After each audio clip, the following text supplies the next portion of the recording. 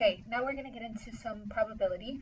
You've already learned all the probability you need to know for the regions, except for something called stem and leaf plots. Stem and leaf plots are really easy. Question number 1 says to suppose the top 30 bowling scores of a bowling team are as follows, and you've got a bunch of scores.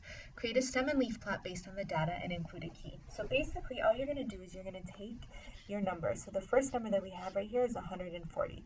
And you're just going to break it up into a stem and into a leaf. Now the leaf is generally going to be your ones digit, okay? And then your stem is going to be everything that precedes it. So in this problem, in 140, your stem is 140, your leaf is 0. Sorry, your stem is 14, your leaf is 0. In this example right here, your stem is 18 and your leaf is 8, okay? So basically, what you're going to do is you're going to list out all possible stems. So we've got stems of 14, stems of 15, stems of 16, stems of 17, 18, 19, and 20, okay?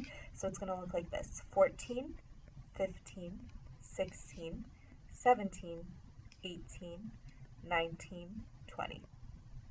All right? And then after that, all I have to do is just list out all my values with their leaves. Okay, so all of these ones that I have squared off are going to be your leaves for your 14 stem.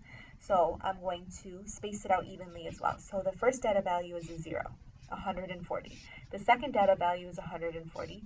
The third is 144. The fourth is 145. And the fifth is 148. Okay, and that's what that's going to end up looking like. You do need to write out the 0 twice if it's repeated. Any numbers that are repeated, you're going to write out twice.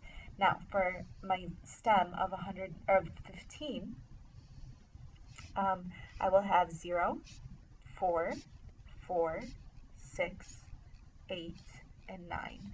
And this, when somebody reads this, should be able to look at this and say, oh, there's somebody who got 154. Or there's somebody that got 159. Okay, as their score. Now I need to do my my leaf for my 16th stem, so it's going to be these values right here. So I'm going to have 0, 0, 2, 3, 4, 5, 8, and 9. Okay, and then same thing for 17. So I will have 0, 5, 8. Same thing for 18. So I will have 5, 8, 8. And then I have to do the same thing for 19. So I'll have 0 and 2.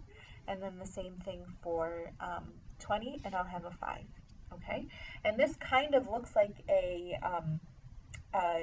frequency histogram, because you kind of have like these bars right here that you would normally have in your frequency histogram. Don't draw these bars in, I'm just showing you how it would look like a frequency histogram, but just sideways, okay? But the last thing is I need to draw a key to define what each number means. So let's do our key on the side. And you can just choose any random number you want to use for your key.